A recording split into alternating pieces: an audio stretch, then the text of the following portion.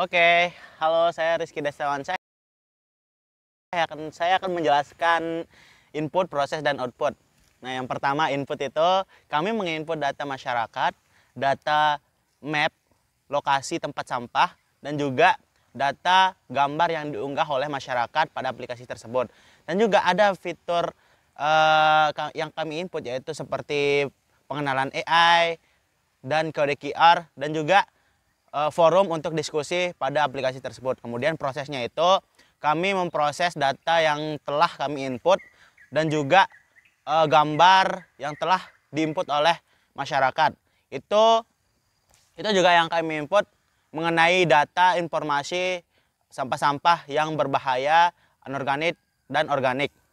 Dan juga menginput bagaimana sih caranya forum diskusi itu terjalin untuk komunikasi masyarakat dengan pengguna yang lain. Kemudian outputnya itu masyarakat menerima tong sampah yang akan digunakan, dan juga pada tong sampah tersebut terdapat kode QR yang bisa masyarakat itu gunakan sebagai informasi sampah-sampah berbahaya, organik dan anorganik.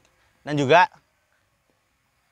terorganisirnya pengambilan sampah atau pengangkutan sampah yang ada pada masyarakat tersebut. Dan juga ada forum diskusi yang diterima oleh masyarakat sebagai komunikasi antar sesama pengguna. Baik, itu saja proses input dan output yang sudah saya jelaskan. Halo, perkenalkan saya Afif. Di sini saya akan menjelaskan bagaimana SI dalam organisasi. SI dalam organisasi dibagi menjadi 4. Yang pertama adalah level operasional. Di level operasional di sini bagaimana keseharian masyarakat dalam proses pengolahan dan pemilahan sampah itu sendiri. Yang kedua adalah level pengetahuan. Level pengetahuan di sini bagaimana masyarakat memahami terkait dengan proses pengolahan dan pemilahan sampah itu sendiri. Yang ketiga adalah level manajemen. Level manajemen di sini mencatat dan melaporkan terkait dengan proses pengolahan dan pemilihan sampah di masyarakat. Yang terakhir adalah level strategis. Di level strategis di sini, bagaimana aplikasi ini akan menjadi acuan untuk jangka waktu yang panjang dalam penggunaan di masyarakat itu sendiri. Sekian dari saya, terima kasih. Oke, saya Jaya. Di sini saya akan menjelaskan terkait dengan flow map yang telah kami buat. Nah, di kami itu terdapat 2 flow map, yaitu flow map sistem lama dengan flow map sistem yang akan kami buat. Nah, di sistem lama ini kami tuh menemukan kelemahan. Jadi kelemahannya itu yang pertama tuh ada pada saat masyarakat tuh menghubungi petugas pengangkutan sampah terlebih dahulu, sehingga jadwal dari petugas pengangkutan sampah itu berantakan atau tidak efisien. Nah, selain itu juga terdapat kelemahan yang dimana petugas sampah membuang sampah ke TPS, dan di sana tuh petugas pengolahan sampah tuh harus melakukan 2 pekerjaan sekaligus, yaitu pengolahan sampah dan pemilahan sampah, sehingga hal tersebut tidak efektif dengan efisien.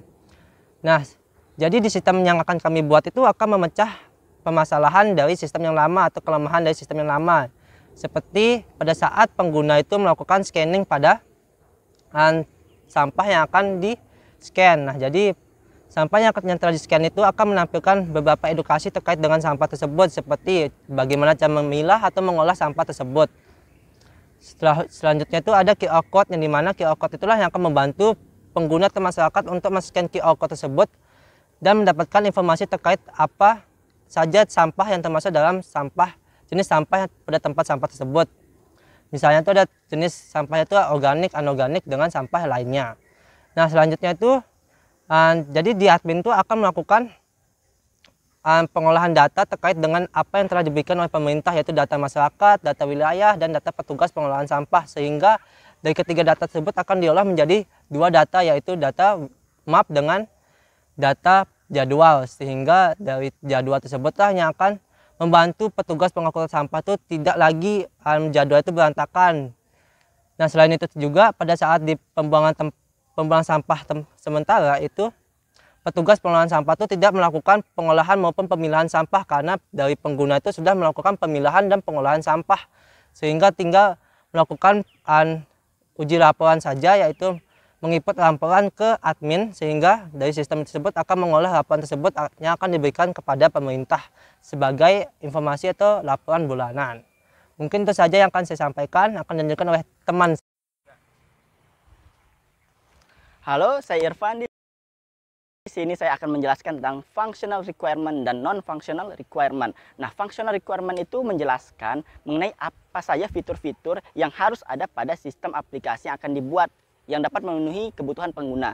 Sedangkan untuk non-functionalnya itu menjelaskan tentang bagaimana fitur-fitur itu bekerja di dalam sistem. Nah, saya akan menampilkan fitur functional requirement dan non-functional requirement-nya. Pertama dari sisi penggunanya dulu nih, yaitu functional requirement dari sisi pengguna. Yang pertama pada fitur daftar pengguna. Oke, lalu ini dia pada fitur foto dan scanning. Nah, yang ketiga itu pada fitur penjadwalan dan lokasi pengangkutan sampah. Nah, yang terakhir itu pada fitur diskusi. Nah, setelah saya menampilkan tadi fitur-fitur atau functional requirement dari sisi pengguna, saya juga akan menampilkan non-functional requirement dari sisi pengguna. Yang pertama di bagian keamanan.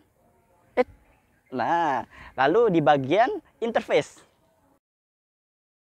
Oke, selanjutnya dari sisi admin nih, functional requirement-nya. Yang pertama itu pada pengelolaan data masyarakat. Oke, yang kedua itu pada pemantauan. Nah, terus yang ketiga pada pengaturan jadwal dan lokasi pengangkutan. Dan yang terakhir pada penyediaan informasi edukatif. Nah, selanjutnya pada non-functionalnya itu ada 3 bagian. Yang pertama pada bagian keamanan. Nah, lalu ada pada bagian stabilitas. Nah, yang terakhir pada bagian integritas dengan sistem pemerintah. Oke, sekian dari saya. Kurang lebihnya mohon maaf. Akan dilanjutkan dengan teman saya. Siapa? Itu dia.